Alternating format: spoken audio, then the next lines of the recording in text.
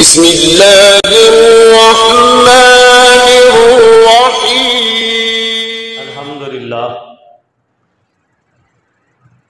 الحمد لله رب العالمين والعاقبة للمتقين الصلاة والسلام على سيد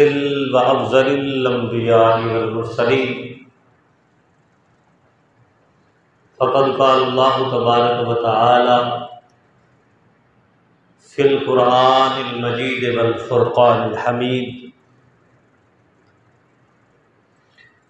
بسم الله الرحمن الرحيم.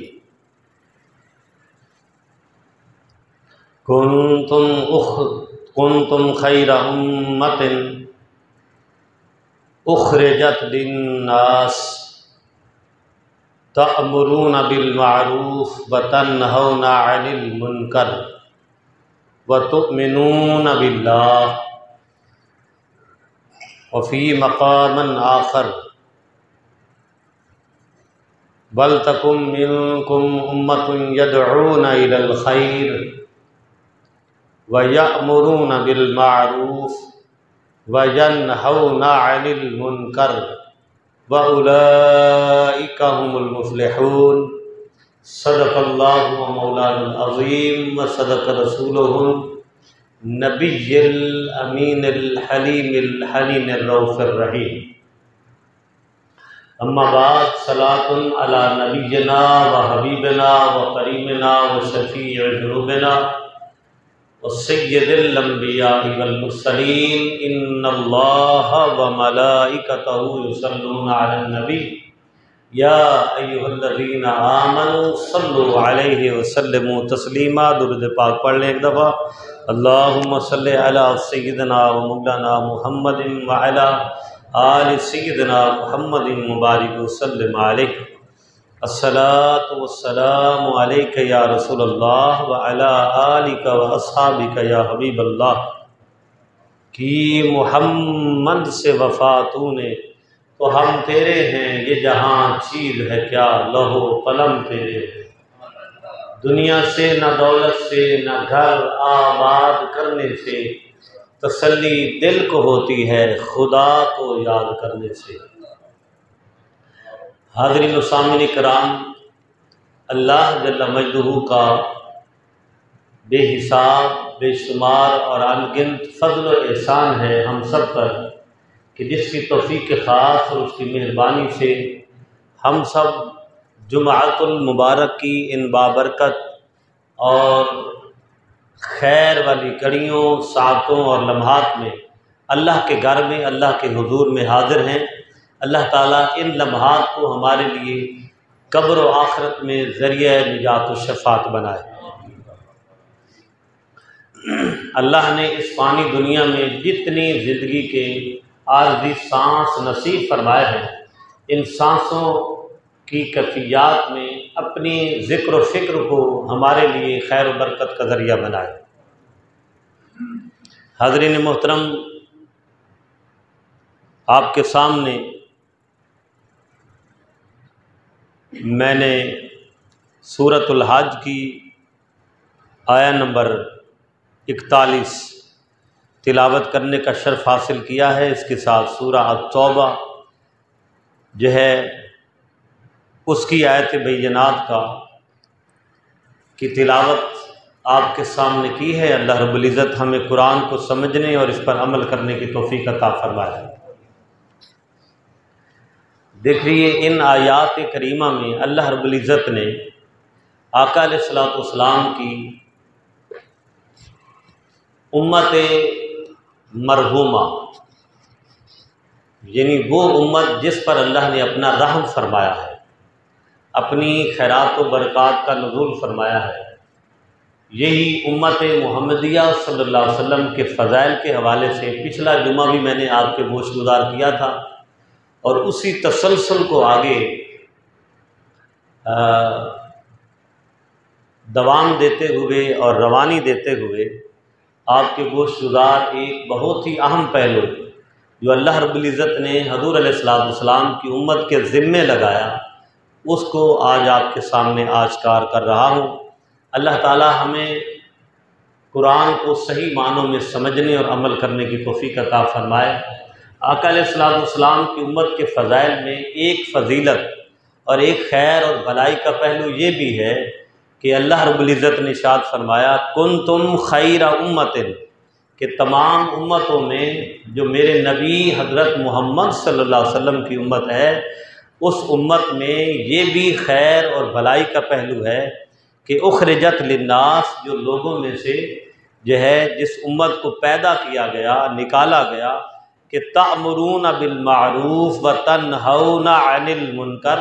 کہ امت محمدیہ صلی اللہ علیہ وسلم کی یہ فضیلت ہے کہ جو نیکیوں کا درس دے اور برائیوں کو روکے، نیکیوں کو پھیلائے، نیکیوں کا حکم دے اور برائی سے منع کرتے، وَتُؤْمِنُونَ بِاللَّهِ، اور اللہ پر ایمان رکھتے۔ پھر اللہ رب العزت نے ارشاد فرمایا یہ جو امر بالمعروف و نہی عن المنکر کا فریضہ، یعنی کہ نیکی کا حکم دینا اور برائی کو روکنا، یہ جو فضیلت ہے حضور علیہ السلام کی امت کی، یہ قرآن مجید میں 8 مقامات پر اللہ تعالیٰ نے بیان فرمایا ہے۔ کتنے مقامات پر؟ 8 مقامات پر۔ سورہ آل عمران میں آیت نمبر 104، 110 اور 114 ہے، یہ امر بالمعروف و نہی عن المنکر کے فریضہ کے ادائیگی کے لیے۔ اس کے بعد سورۃ الاعراف میں آیت نمبر 157 ہے، سورہ التوبہ میں آیت نمبر 171 اور 112 ہے، اور سورہ الحج میں آیت نمبر 41 ہے، اور سورہ لقمان میں جو حضرت لقمان علیہ السلام نے اپنے بیٹے کو نصیحت فرمائی امر بالمعروف و نہی عن المنکر کی، وہ آیت نمبر 17 ہے۔ اس لحاظ سے 8 مقامات پر اللہ تعالیٰ نے امر بالمعروف و نہی عن المنکر کے فریضے کی ادائیگی کا اپنے محبوب کی امت کو حکم ارشاد فرمایا ہے۔ دیکھیے اللہ تبارک و تعالیٰ نے، یہ اللہ تعالیٰ کی شان ہے کہ 1,24,000 پیغمبر اللہ رب العزت نے اس زمین پر بھیجے، جن کا مقصد یہ تھا کہ وہ مقصد تھا توحید الہی کو پختہ کرنا اور اپنی رسالت کا پیغام دینا، اللہ کی یکتائی، اس کی وحدانیت اور اس کی ونس کا اعلان کرنا کہ سوائے اللہ کے لا الہ الا اللہ، سوائے اللہ کے کوئی عبادت کے لائق نہیں ہے۔ اور اس کے بعد اگلا جو سب سے بڑا منصب فرائض منصبی میں منصب اور مقام ہے، وہ کیا ہے؟ امر بالمعروف کا، کہ انبیاء علیہ السلام نے نیکی کا حکم دیا ہے اور برائی کو روکا ہے، دونوں چیزیں۔ اس کی مثالیں ہمارے سامنے بھی آتی ہیں کہ حضرت نوح علیہ السلام کی جو اللہ تعالیٰ کی طرف سے عائد کردہ، تفویض کردہ جو ڈیوٹی اور فرائض منصبی پیغمبر تھا کہ اے میرے نوح، آپ نے برائیوں سے روکنا ہے، نیکیوں کا حکم دینا ہے، اس کے لیے نوح علیہ السلام نے 950 سال تبلیغ فرمائی۔ تو یہ ایک بڑا اہم فریضہ تھا۔ کسی کو ایک دن اگر ہم کہیں نا تو دوسرے دن ہمارا دل بھی دوسرے دن کہہ دیں گے، تیسرے دن کہہ دیں گے، تو ہم خود بھی ذرا تھوڑا سا کنجسٹڈ ہو جائیں گے، اپنے آپ کو کنفائن کر لیں گے، اپنے آپ کو شرم و حجاب کی طرف لے جائیں گے، اور اگلا بھی کہے گا کہ یار بس کر دے۔ لیکن کمال کی بات ہے کہ منصب پیغمبری حضرت نوح علیہ السلام نے آخر تک جو ہے وہ اللہ کی توحید اور اپنی رسالت اور امر بالمعروف نہی عن المنکر کا فریضہ سر انجام دیتے رہے، نہیں اکتائے۔ اسی طرح دیگر انبیاء علیہ السلام کی اگر ہسٹری دیکھیں تو ان کا مقصد بعثت کیا ہے؟ مقصد بعثت کہ اس وقت کے لوگوں کو، بھولے بھٹکے لوگوں کو، غافل لوگوں کو، جاہل لوگوں کو اس روشنائی اور ضیائی سے روشناس کرنا کہ دیکھو انسان زندگی میں صرف کھانے کے لیے نہیں آیا، انسان صرف زندگی میں، دنیا کی اس عارضی زندگی میں پہننے کے لیے نہیں آیا، انسان اس عارضی زندگی میں صرف انجوائے کرنے کے لیے نہیں آیا، انسان اس فانی عارضی اور فنا ہونے والی زندگی میں صرف نمود و نمائش اور اپنے نفسانی خواہشات پر مکمل کرنے کے لیے نہیں آیا، بلکہ اللہ تعالیٰ نے حضرت انسان کو ان تمام لوازمات کے ساتھ ساتھ ایک عظیم انسان کے مقصد پر فیض فرمایا ہے، اور وہ کیا ہے کہ رب ذوالجلال نے ایک پیغام دیا ہے کہ اے میرے بندو، جہاں سے آئے ہو وہیں تم نے واپس جانا ہے، اس لیے جہاں سے آئے ہو وہاں سے آنے والے رب کا پیغام یہ ہے کہ یہ دنیا دارالعمل ہے، جو نیک صالح اعمال کرے گا اسی کا اجر اسے جو ہے آگے دار الجزا، جو مرنے کے بعد قبر اور آخرت کی صورت میں ہے، اس دارالعمل کے صلے کو اللہ تمہارے سامنے ایک ایک ذرہ فَمَن يَعْمَلْ مِثْقَالَ ذَرَّةٍ خَيْرٍ يَرَهُ وَمَن يَعْمَلْ مِثْقَالَ ذَرَّةٍ شَرٍّ يَرَهُ۔ نیکی ایک ذرہ ہے وہ بھی تمہیں دکھا دی جائے گی، برائی ایک ذرہ ہے جو تم سے سرزدی ہوگی وہ بھی تمہیں تمہارے سامنے آشکار کر دی جائے گی۔ تو یہ بعثت مقصد انبیاء تھا۔ اب انبیاء علیہ السلام کا سلسلہ اللہ تعالیٰ نے رسول کریم صلی اللہ علیہ وسلم کی ذات بابرکات پر جو ہے وہ ختم الرسول کے مقام کے ساتھ اختتام فرمایا۔ آگے اللہ تعالیٰ نے حضور علیہ السلام کے علماء کی ڈیوٹی لگائی، صالحین کی ڈیوٹی لگائی، داعین امت محمدیہ صلی اللہ علیہ وسلم کی ڈیوٹی لگائی، اللہ تبارک و تعالیٰ نے اہل علم کی ڈیوٹی لگائی۔ اہل علم وہ ہیں جن پر اللہ تعالیٰ نے علم کا فضل عطا فرمایا ہے، اور اس میں اللہ تعالیٰ نے ارشاد فرمایا وَلْتَكُن مِّنكُمْ أُمَّةٌ يَدْعُونَ إِلَى الْخَيْرِ، کہ تم میں سے کوئی ایسی جماعت بھی ہونی چاہیے جو خیر اور بھلائی کی طرف دعوت دیتی رہے، وَيَأْمُرُونَ بِالْمَعْرُوفِ، اور نیکیوں کا درس دیتی رہے، وَيَنْهَوْنَ عَنِ الْمُنْكَرِ، اور برائیوں سے روکتی رہے، وَأُولَئِكَ هُمُ الْمُفْلِحُونَ۔ اگر اس فریضے کے ساتھ تم جڑے رہو گے، منسلک رہو گے، تو اللہ فرماتا ہے تم ہی کامیاب ہونے والے ہو۔ اب آپ یہ دیکھیں کہ یہاں اس دنیا کی کامیابی کیا ہے،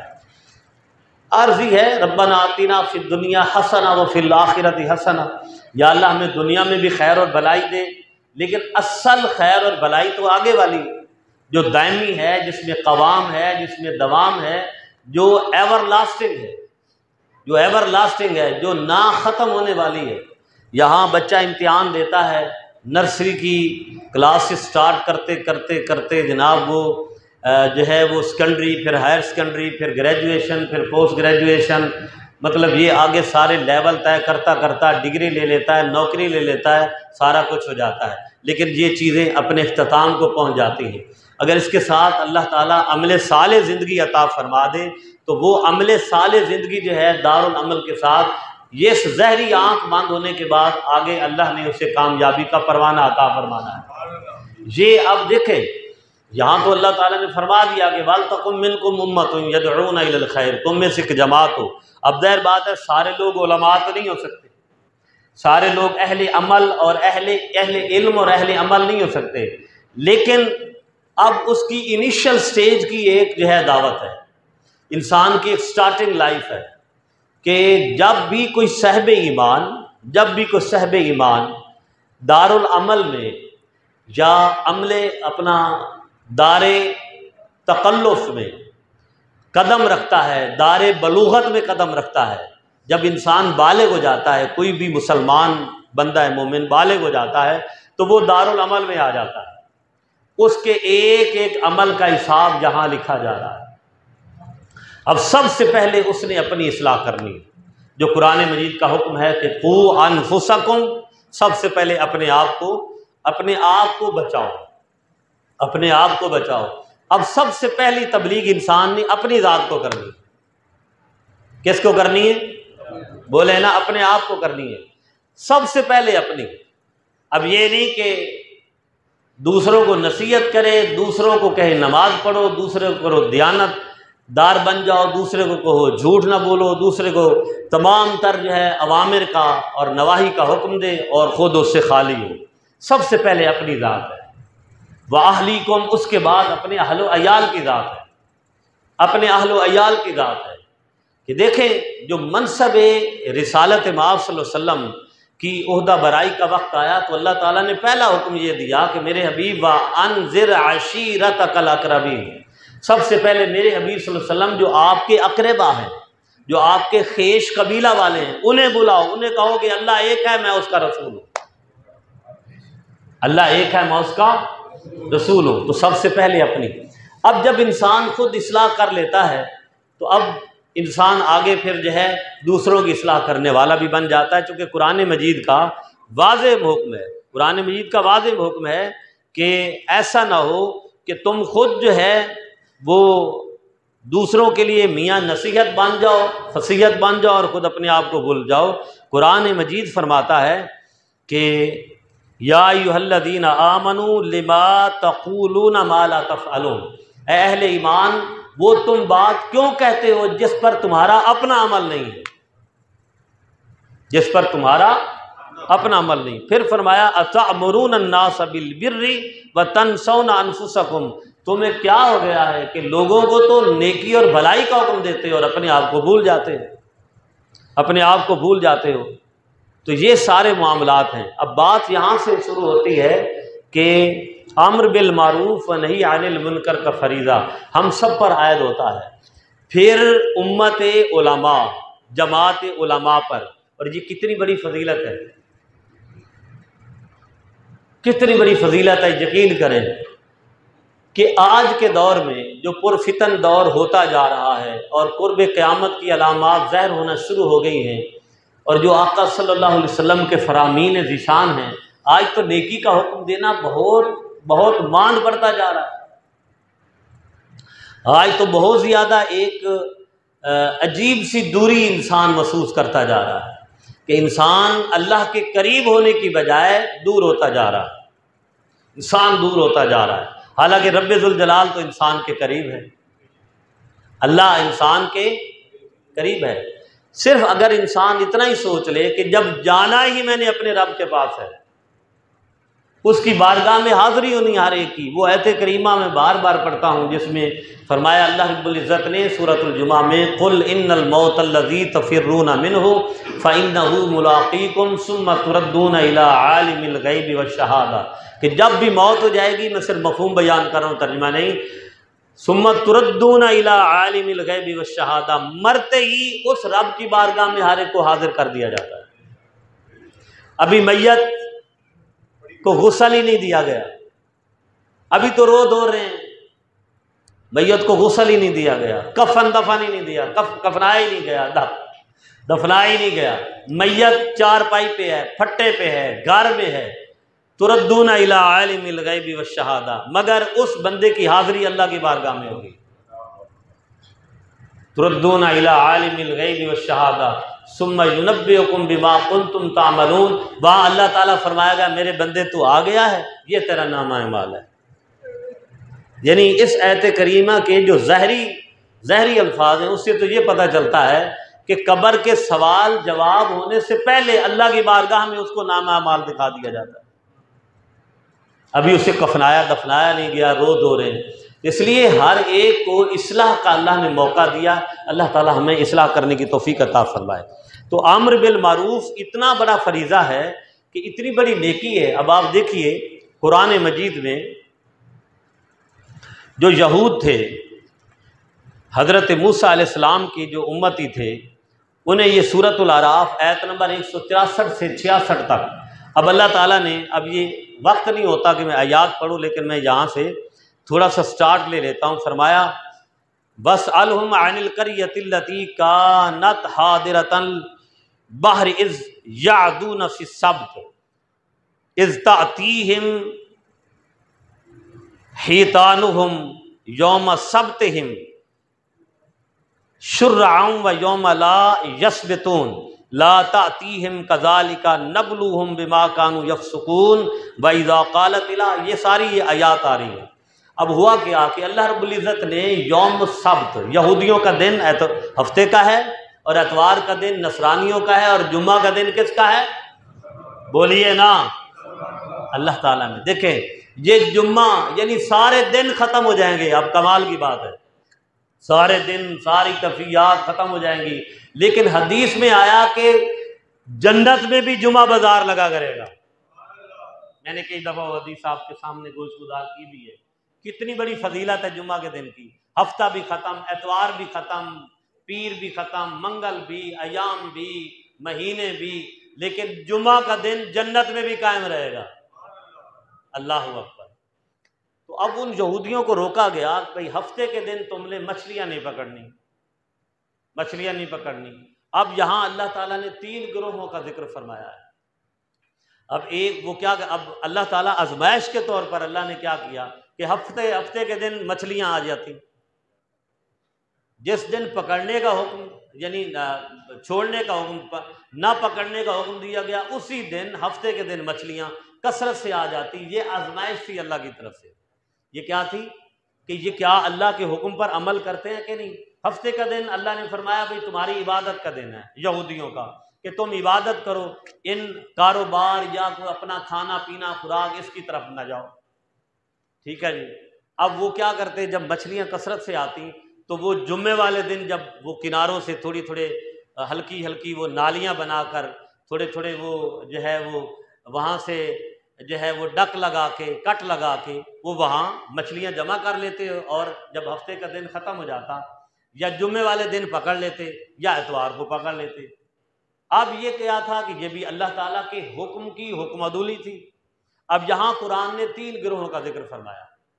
کتنے گروہوں کا؟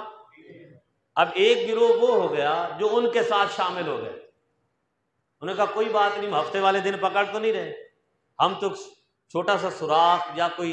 ایک جو ہے کٹ لگا رہے ہیں، اس کے ساتھ یہاں مچھلیاں آ جاتی ہیں اور جمعے کے دن ہم پکڑ لیتے ہیں یا اتوار کو ہم پکڑ لیتے ہیں۔ ایک گروہ وہ ہو گیا۔ دوسرا گروہ ان میں یہ پیدا ہو گیا کہ جو کلیئرنس کے ساتھ یہ کہتے تھے بھئی ٹھیک ہے تم پکڑ رہے ہو، ہم تم سے بری ہیں، ہم خاموش رہیں گے۔ وہ ان کو کہتے بھی نہیں تھے کہ بھائی یہ اللہ کے حکم کی حکم عدولی ہے، یہ گناہ ہے، یہ نافرمانی ہے رب ذوالجلال کی، تم یہ نہ کرو۔ تیسرا گروہ وہ تھا جو واشگاف الفاظ میں کہتا تھا، دوسرا خاموش رہتا تھا، پہلا کرتا تھا، اور تیسرا گروہ جو قرآن نے کہا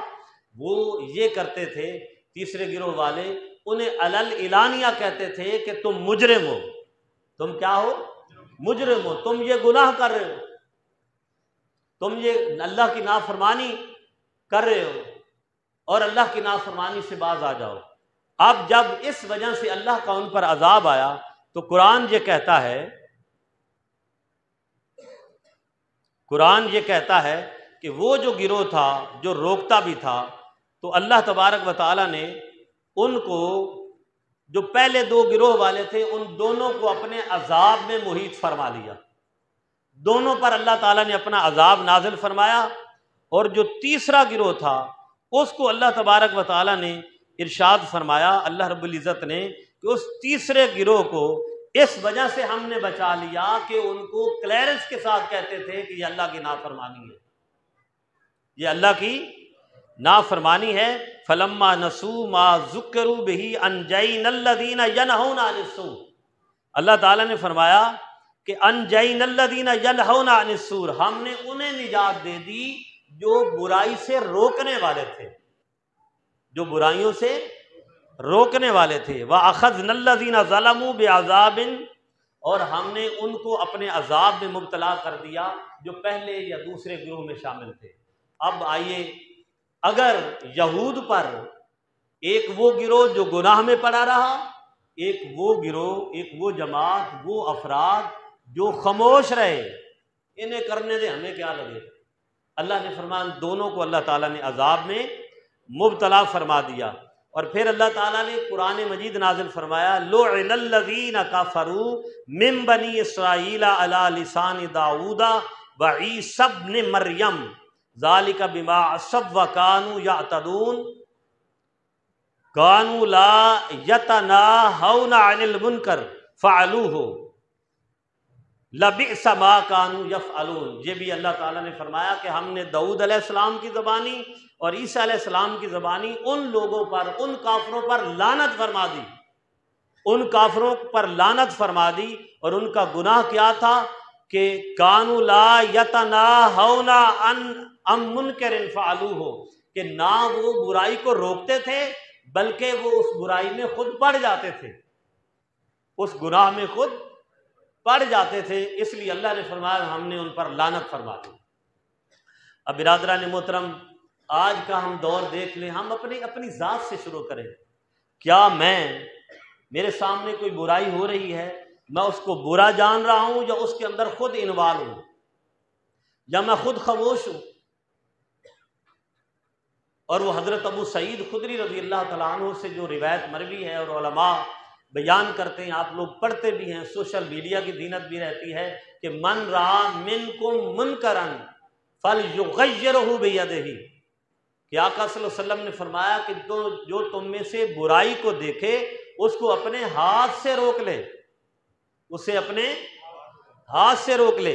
یہ کلیئرنس کے ساتھ، فلیغیرہ بیدہ فإن لم یستطع فبلسانہ، اگر ہاتھ سے روکنے کی طاقت نہیں تو اپنی زبان سے کہے کہ بھائی آپ یہ غلط کام نہ کریں۔ کیا کریں؟ میرے پاس ظاہر بات ہے میں تو یہاں کہہ سکتا ہوں نا، میرے پاس یا ہم میں سے کسی کے پاس کوئی ڈنڈا ہتھوڑا کوئی گولی بندوق تو نہیں ہے کہ ہم یہ کریں، اور اس کی اجازت بھی نہیں ہے، اس کی اجازت بھی نہیں ہے۔ یہ اب آپ یہ دیکھ لیں امر بالمعروف و نہی عن المنکر کا یہ کہ اللہ تعالیٰ نے مجھے کسی شعبے میں لگایا ہے، مجھے کسی ڈپارٹمنٹ میں اچھا عہدہ دیا ہے، چھوٹا عہدہ دیا ہے، یا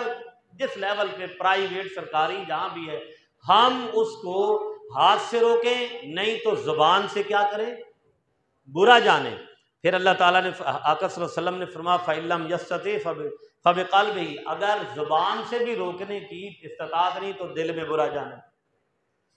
دل میں برا جانیں۔ وذالک اضعف الایمان، فرمایا یہ ایمان کا کمزور ترین درجہ ہے، کمزور ترین درجہ ہے، مگر من جانب اللہ، وہ اللہ کی بارگاہ سے بری ہو جائے گا۔ بات سمجھ آ رہی ہے؟ حدیث رسول ہے مسند امام احمد بن حنبل کی کہ آقا صلی اللہ علیہ وسلم نے فرمایا اگر کسی جگہ گناہ ہو رہا ہو، کسی جگہ گناہ ہو رہا ہو اور اس گناہ والی جگہ سے کوئی شخص دور ہو، گناہ والی جگہ سے کوئی شخص دور ہو اور اس گناہ میں نہ شریک ہو اور بلکہ نہ شریک ہو بلکہ اسے برا جانے، تو اللہ اسے اس سے مبرہ اور محفوظ فرمائے گا۔ لیکن ایک شخص گناہ والی جگہ پر موجود ہے مگر اس میں خود نہیں جاتا، خود اس میں انوالو نہیں ہوتا، مگر اسے برا بھی نہیں جانتا، مگر اسے برا بھی نہیں جانتا، حضور نے فرمایا اللہ گناہ کرنے والوں کے ساتھ اسے شریک ٹھہرائے گا۔ اب ہم اپنا جائزہ لیں، ہم اپنے گھروں کا جائزہ لیں، ہم اپنے حال احوال کا جائزہ لیں، ہم اپنے معاشرے کا جائزہ لیں،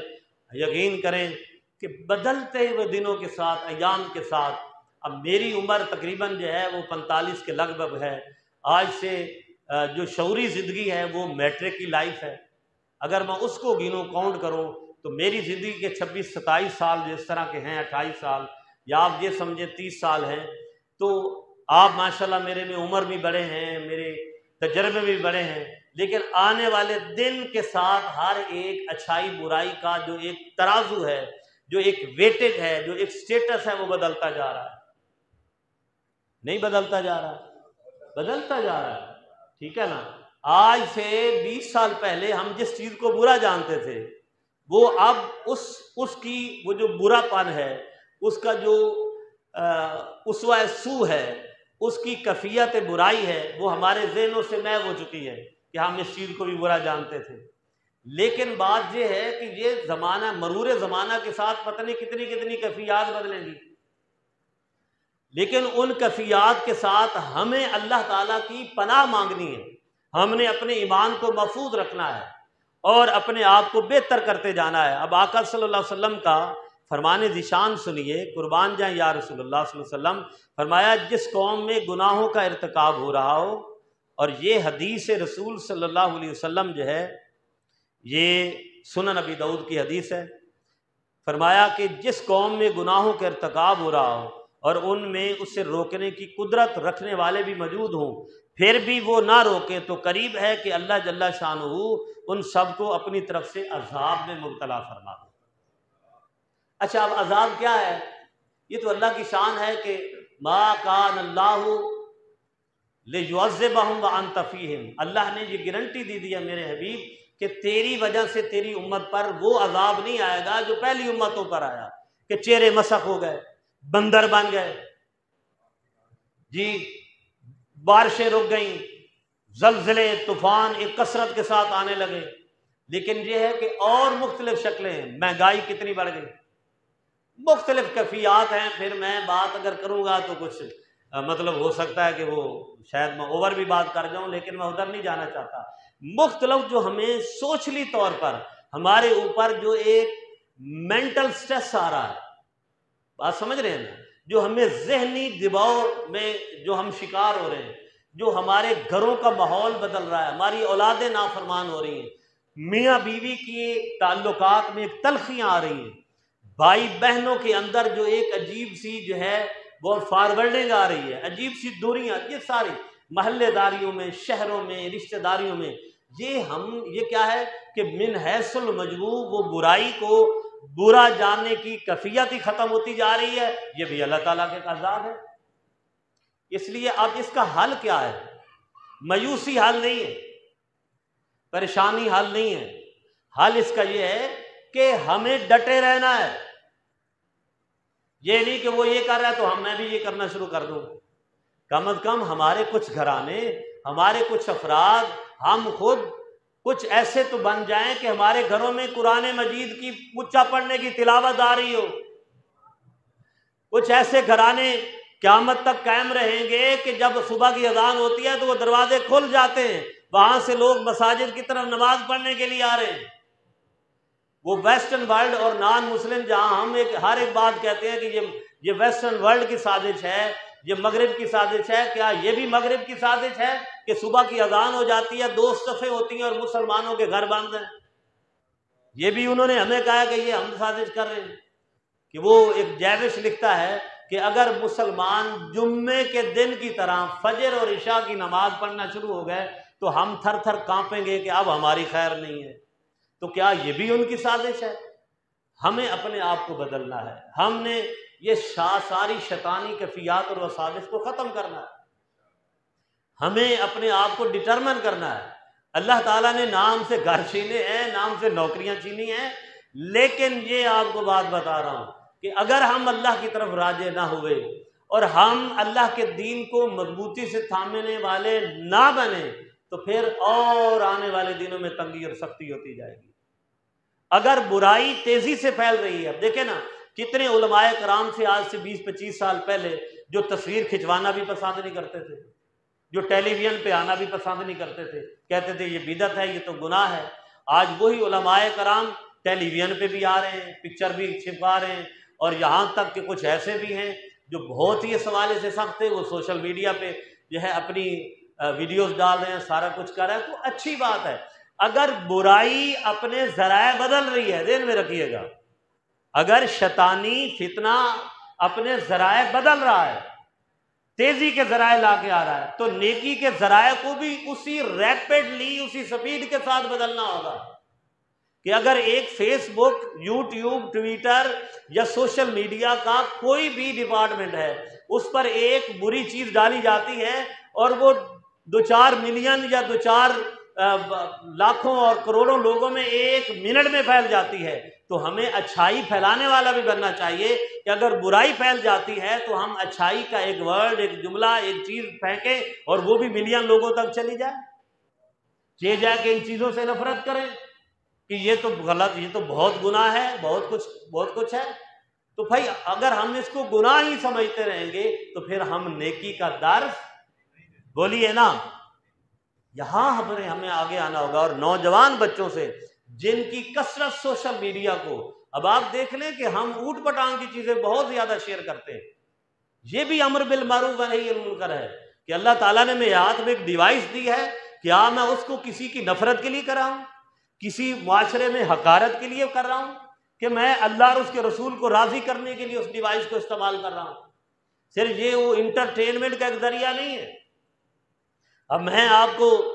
یہ درس دے رہا ہوں، یہاں آپ 500-700 دوست سن رہے ہیں، لیکن میری آواز یہاں پر موبائل پہ جا رہی ہے، اب یہ ویڈیو اپلوڈ ہو جائے گی یوٹیوب پر، سوشل میڈیا پر، تو کم از کم مطلب میری رینج میں جو میرا جو اکاؤنٹ ہے فیس بک پر، اس پہ 3000 لوگ ہیں، تو کم از کم 3000 تک تو بات چلی جائے گی۔ تو یہ ہم سب کو کرنا ہے۔ ان ذرائع کو برا کہنے کی بجائے ان کو ہم نے اللہ رسول کی عزت کے لیے استعمال کرنا ہے، دین کے وقار کے لیے استعمال کرنا ہے، اور آج کر رہے ہیں۔ ہمیشہ یاد رکھیں، یہ تو آج کچھ نہیں، آنے والے دنوں میں پتہ نہیں کتنے کتنے ذرائع آ جائیں گے، کتنے کتنے اور ریپڈ جو ہے وہ رسپانس اور سورسز آ جائیں گے۔ تو ان سے اب کیا ہے،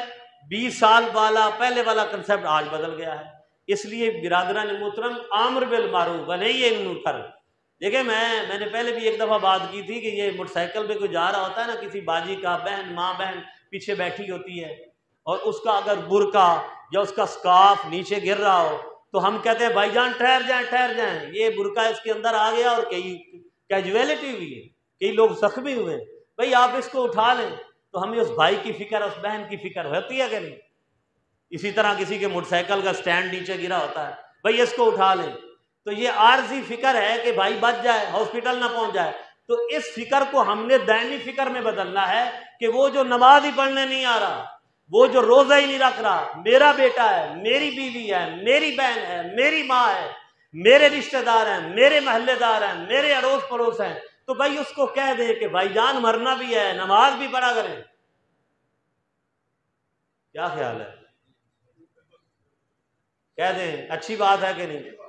تو جرأت کریں۔ اگر جرأت نہیں کریں گے تو پھر اب دیکھیں، ایک والد نے کہا جی قاری صاحب وہ میرے 3-4 بچے ہیں، وہ نماز نہیں پڑھتے،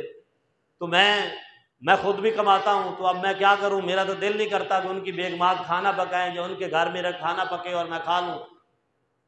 تو میں نے کہا بھائی جان اب تو وہ سٹن ہو گئے ہیں، سخت ہو گئے ہیں، سخت تنے بن گئے ہیں، آپ کو نچلے لیول سے شروع کرنا چاہیے تھا، 7 سال سے شروع کرنا چاہیے تھا، 10 سال سے شروع کرنا چاہیے تھا، ٹھیک ہے نا؟ اب آپ نمازی ہو گئے ہیں، اس وقت آپ بھی بے نماز تھے، بچے بھی بے نماز ہوئے، تو ہم جو 20-22 سال کے بچوں کو موڑنے کی کوشش کریں گے وہ نہیں مڑے گا، اس کو 7 سال سے شروع کریں، اس کو 10 سال سے اپنے ساتھ مسجد میں لے آئیں،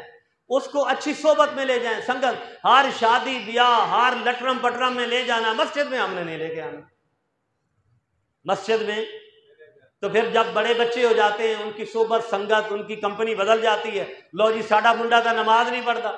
میری بیٹی تو کالج جاتی، تو بھائی ہمارا قصور ہے اس میں، ہم نے ان کو اچھائی برائی کو ان انیشل سٹیج سے لے کے نہیں آئے۔ تو یہ ایک تھوڑا سا آج پیغام تھا جو آپ کے گوش گزار کیا ہے۔ اللہ تعالیٰ امر بالمعروف کو اپنی ذات سے شروع کر کے معاشرے تک یہ فریضہ سر انجام دینے کی توفیق عطا فرمائے۔ وما علیہ